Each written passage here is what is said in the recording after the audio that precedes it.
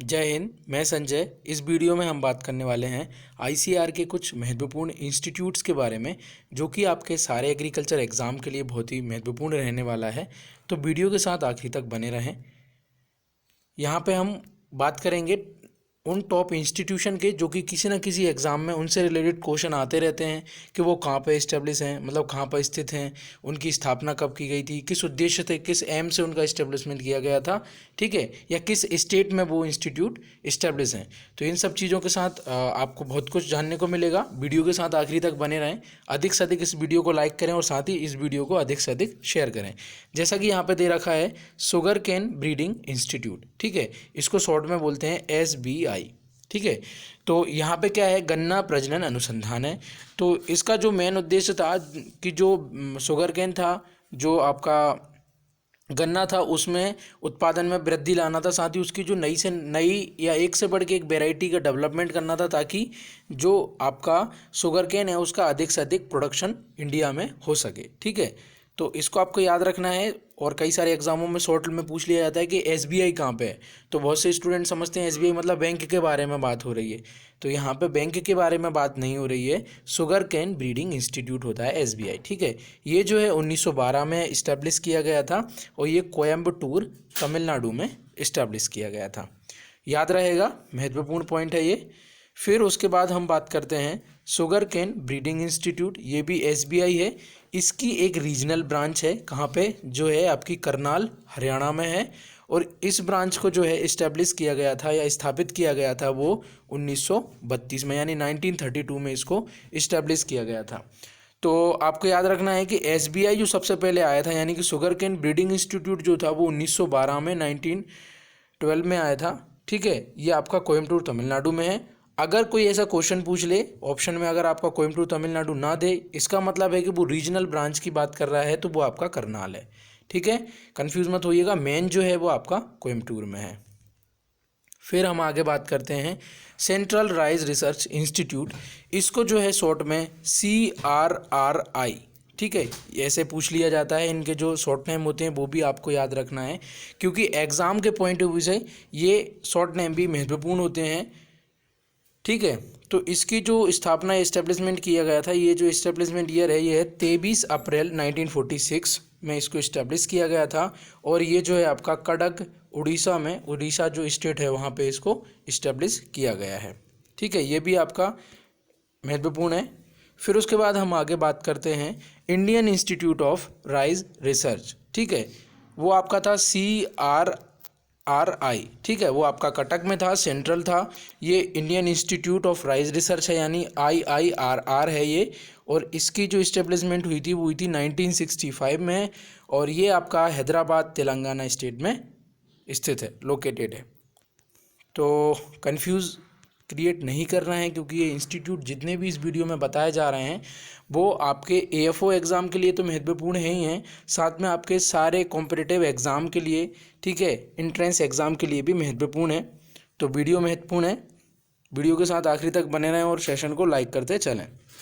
तो हमने CRRI पढ़ लिया, जो कि कटक में है। आप इसको ऐसे याद रख सकते हैं कि जब राइस में स्टार्टिंग में C आएगा, ठीक है, तो C का मतलब आपका सेंट्रल हो गया और C का मतलब आपका कटक उड़ीसा हो गया। तो आप कंफ्यूज नहीं होंगे, ठीक है। और जब भी राइस में IIRR आएगा, यानी कि आगे I आएगा, तो वो फिर आपका हैदराबाद में है, जो कि 1965 में आया था। और ये जो है आपका 46 में आया था, यानी कि पहले जो आपका है वो CRRI है। क्योंकि इनमें बहुत सारी कन्फ्यूज़न भी होती है इंस्टीट्यूट्स में, और इनको याद भी रखना होता है, क्योंकि एग्ज़ाम के पॉइंट ऑफ व्यू से सारे इंस्टीट्यूट महत्वपूर्ण है, इंपॉर्टेंट है। आगे हम बात करते हैं CTRI की, ठीक है। CTRI मतलब कि सेंट्रल टोबैको रिसर्च इंस्टीट्यूट। ये जो है 1947 में इसको इस्टेब्लिश किया गया था, और ये राजमुंद्री आंध्र प्रदेश में ये लोकेटेड है।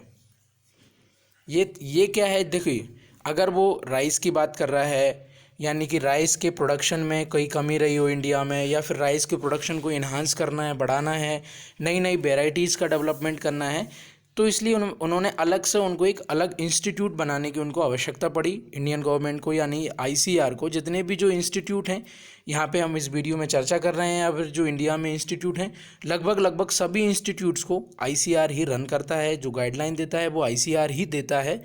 ठीक है, अगर ऐसा कोई क्वेश्चन आता है इंस्टीट्यूट को कौन रूल्ड करता है या रन करता है, या कौन फॉर्म करता है या क्रिएट करता है, तो ज़्यादातर आईसीआर ही रन करता है।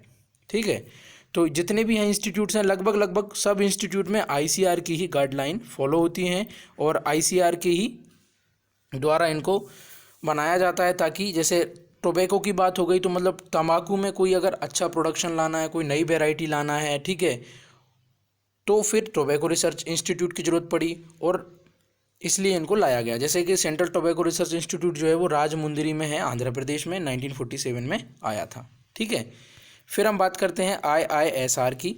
ये क्वेश्चन कई ज़्यादा पूछा जाता है, Indian Institute of Sugar Cane Research. ठीक है, यहाँ पे आर भी है, Indian Institute of Sugar Cane Research, इसको बोलते हैं IISR। ये जो है आपका 16 फरवरी 1952 में यानी 1952 में आया था और ये जो है आपका लखनऊ उत्तर प्रदेश में है। अब एक चीज़ याद रखिएगा, जब भी वो SBI की बात करेगा, शुगर केन ब्रीडिंग इंस्टीट्यूट की बात करेगा, तो वो आपको सबसे पहले याद रखना है वो कोयम्बटूर तमिलनाडु में है। ठीक है, 1912 में वो आया था। जबकि Indian Institute of Sugar Cane Research की बात करेंगे, अगर शुगर केन में हमको रिसर्च करना है, अनुसंधान करना है, तो वो हमारी लखनऊ उत्तर प्रदेश में है। ठीक है, इनमें कन्फ्यूज़ मत होना क्योंकि ये क्वेश्चन कई सारे एग्जामों में पूछे गए हैं। आगे हम बात करते हैं IIVR की, यानी कि Indian Institute of vegetable research, जिसको हिंदी में बोलते हैं भारतीय सब्जी अनुसंधान संस्थान। मतलब कि सब्जियों के बारे में आपको रिसर्च करना है, सब्जी के प्रोडक्शन को, उत्पादन को आपको देश में आगे बढ़ाना है, उनमें उत्पादन में वृद्धि करना है, नई नई वेराइटीज़ लाना है। जैसे कि IIVR से एक वेराइटी निकली थी उसकी ओकरा की यानी भिंडी की, उसको बोलते हैं काशी लालिमा। ठीक है, काशी लालिमा एक वेराइटी निकली है भिंडी की, जिसका जो कलर है वो हल्का सा पर्पल कलर है, या फिर उसको लाल कलर भी हम बोल सकते हैं, red colour, red purple colour की ये वेराइटी निकाली गई है। नॉर्मली ग्रीन कलर की होती है भिंडी। तो ऐसे अलग अलग डेवलपमेंट होते रहते हैं। ठीक है, इनके लिए इन इंस्टीट्यूट्स का इस्टेब्लिशमेंट होना ज़रूरी होता है। ठीक है, तो IIVR जो है 1971 में आया था, 1971 में, ये वाराणसी उत्तर प्रदेश में लोकेटेड है। आगे बात करते हैं Indian Institute of spices research, यानी कि ये भारतीय मसाला अनुसंधान संस्थान है ये। ठीक है, ये जो इसको भी IISR कहते हैं, तो आप इनको याद कर लीजिएगा। IISR कौन कौन से हैं, IISS कौन कौन से हैं, तो IISR लगभग 3 हो जाएंगे। Indian Institute of Sugar Cane Research हो गया, स्पाइसेस रिसर्च हो गया, और एक और आगे आएगा। ठीक है, तो ये जो है स्पाइसेस रिसर्च, ये आपका IISR 1975 में इस्टेब्लिश हुआ था और ये कालीकट केरला में लोकेटेड है। ठीक है, आगे फिर हम बात करते हैं Indian Institute of pulses research, यानी कि दाल अनुसंधान संस्थान हम इनको बोल सकते हैं।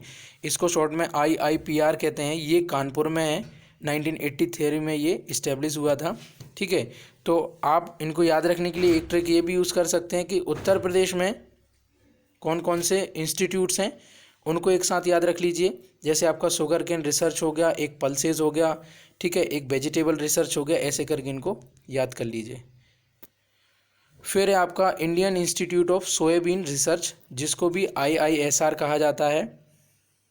ठीक है, ये आपका इंदौर में है। सोयाबीन का प्रोडक्शन सबसे ज़्यादा मध्य प्रदेश में होता है, इसलिए इस इंस्टीट्यूट को MP में ही दिया गया है, इंदौर में, और ये 1987 में लाया गया था।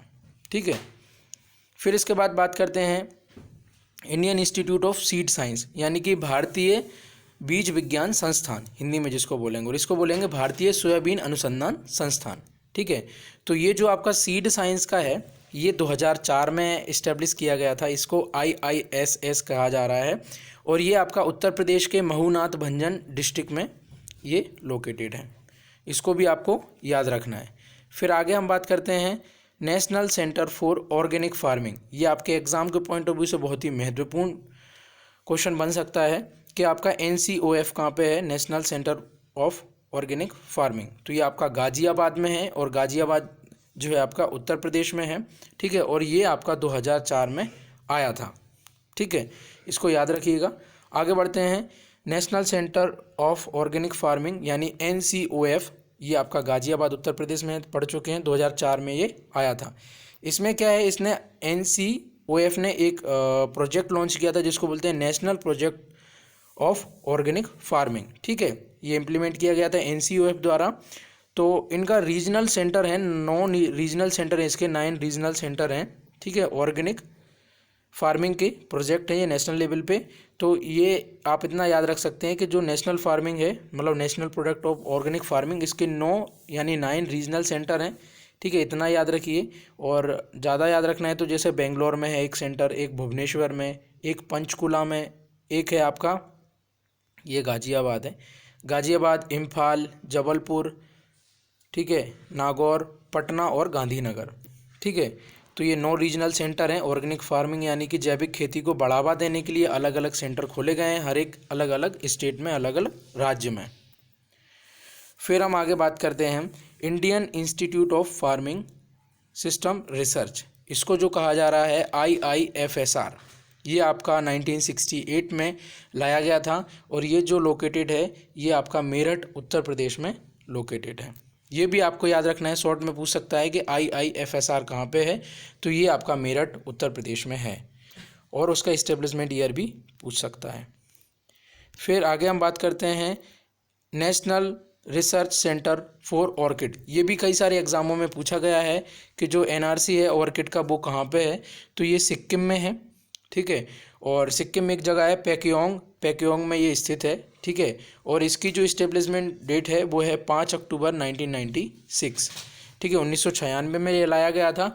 अगर वो ऑर्गेनिक फार्मिंग की बात कर रहा है तो वो आपका गाजियाबाद में है। ठीक है, ऑर्गेनिक फार्मिंग। और अगर वो ऑर्किड की बात कर रहा है तो वो आपका सिक्किम में है। ठीक है, इसका जो मेन एम था ऑर्किड का, नेशनल रिसर्च सेंटर ऑर्किड के लिए, ये ICR ने ही इसको इस्टेब्लिश किया था। तो इसका मेन था improvement in productivity, quality and commercialisation of orchid.